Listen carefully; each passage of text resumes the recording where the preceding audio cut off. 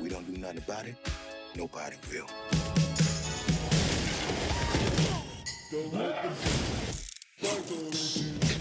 You know, some movies are good at just being good in their genre. If you're a comedy, you deliver good lines and scenes, whether it's a parody, a satire, or just standard comedy. A good movie just gives you good vibes. Then, a better tier movie can hit you with some allusions to other films or societal mirrors, holding it up, giving you some lessons. They have an ability to show the masses that the movie is more clever than a regular comedy.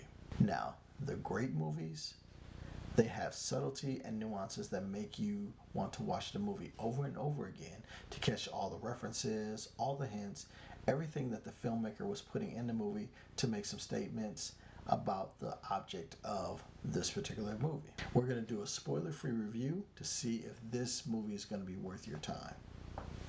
Now, I watch movies that are exclusive to streaming services to see if they're worth your time. So I've done that here for They Clone Tyrone. And if you like how that sounds, do me a favor, click like, share, subscribe. And now, let's get into this review. They Clone Tyrone premiered on Netflix in July of 2023. It has a runtime of just at 2 hours. Stars John Boyega as Fontaine, Jamie Foxx as Slick, and Tanya Paris as Yo-Yo. The basic premise of this movie is a series of eerie events thrust an unlikely trio onto the trail of a nefarious government conspiracy in this pulpy mystery caper. This movie off top is in the genre of action, comedy, and mystery. Here's you ready for this collab? This is what this movie feels like. This movie is if Undercover Brother had a gritty sequel that was stylized in the vein of the mystery of Get Out, the comedy of Black Dynamite, and the vibe of the music video This Is America. I know that's a lot, but all of this is relevant and it has threads of all of those going between within this movie. This is the kind of movie that I can safely say I'm a main target audience for, and I've got that main character energy, but I'm going to give some casual viewer perspective as well. So in order for this movie to go ahead and actually be a hit with main character audiences, you have to go ahead and actually have a decent cast. The dialogue has to resonate with the audience, and most importantly, you got to go ahead and actually give some good bait in regards to the mystery. Even when we know where the story is going, you have to keep showing us how deep the conspiracy goes for us to go ahead and actually follow you down that trail. Now, casuals need more overt clues and nods to make sense of what can seem like a nonsensical to a casual viewer, because sometimes the stuff just makes no sense to them. So giving them a little bit more bait, a little bit more of a hook and line is going to go ahead actually is going to give you a little bit of a better reception there. Like, why is this so weird? Why would this stand out? Who would even go for that? You have to answer those questions for a casual to stay entertained. It has to make sense to keep the attention. So let's see if this movie succeeds for both mains and casuals. So let's talk about the story first. The fact that Boyega, a drug dealer, Fox, who's a pimp, and Paris, we're going to say she's a woman of the night, are thrown together. And it's crazy, right? But if you look at them, they're all kind of like the dregs of society in a mostly black neighborhood.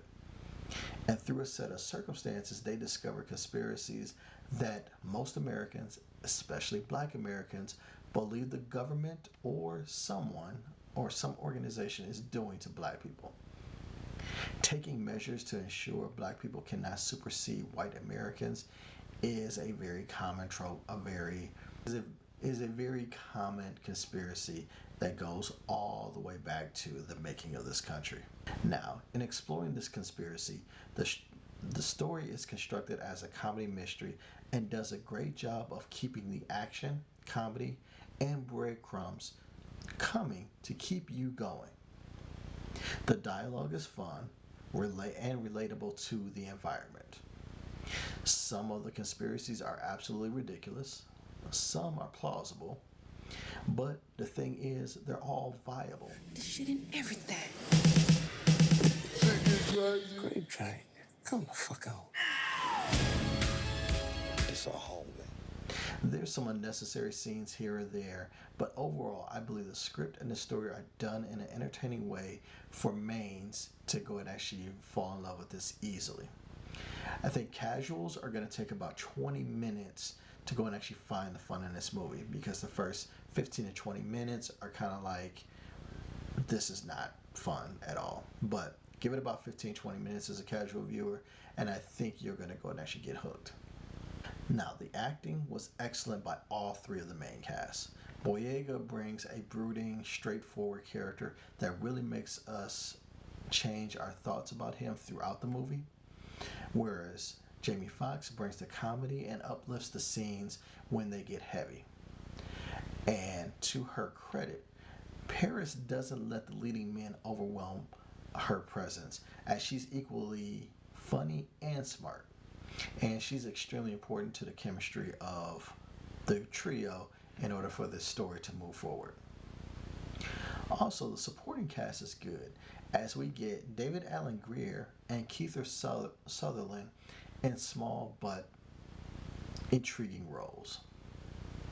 The acting for this movie is very good, and both casuals and mains will feel good about the performances here. Some other thoughts that I have about this one. There are many allusions to other movies, music, products, and the media overall. There are subtle and not so subtle jabs thrown at chicken restaurants, hip hop music, news, etc. This is an element of how some people just want to simply exist and live their life. Some people want to know the truth of what's out there, what's really happening. And what are the ways that things can change and how can they change?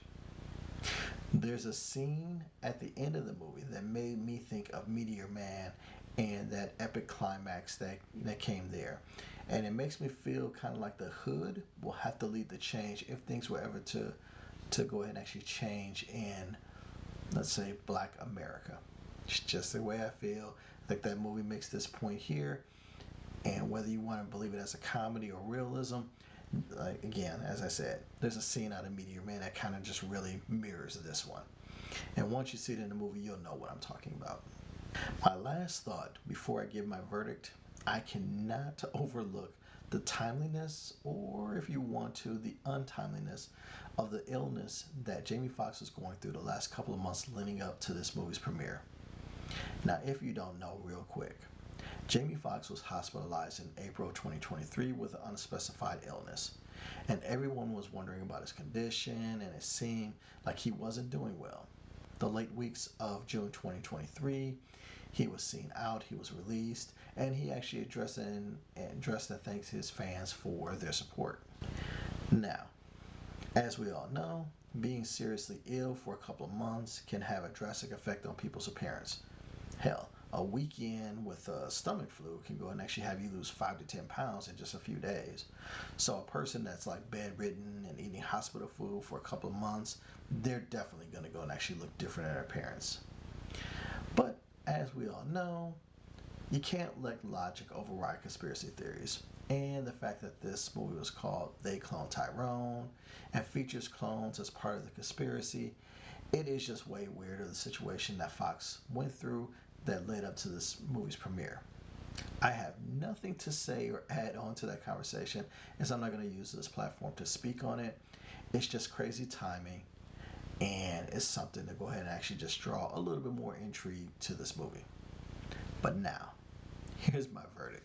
For main target audiences, I'm going to go and actually say this is a must watch as soon as you can. The pacing of the story and dialogue is quick and fun. The acting performances are excellent, and you'll have fun just picking out all the foolishness of conspiracy theories and tropes and all of the subtle and not so subtle nods to various different things out there. And the ultimate result is somewhat predictable, but not in its entirety. and it's a fun romp to get there. For casual viewers, I'm going to go ahead and actually say you'll want to watch it, but you can put it on your playlist to watch at your leisure. Now, you're likely to hear people talking about this for at least for the next couple of months, as there's a lot to unpack watching it. And it's an entertaining watch. You just have to prep yourself for a slow start and going into it knowing that there's conspiracy angles and that there's just going to be a whole lot of overarching themes and going to be some not too subtle types of things going on there. If you know that going into it, I think you're going to be fine to watch it. So again, for main target audiences, I'm going to say watch it as soon as you can.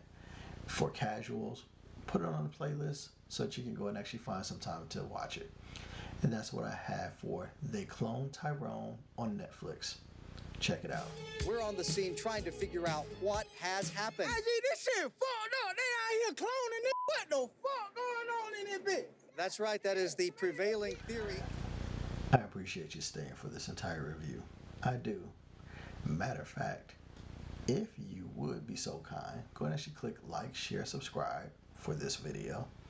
And if you really like that, you might like one of these other videos that the algorithm thinks that you might like of mine. But until the next time, I'll holler at you. Take care of yourself.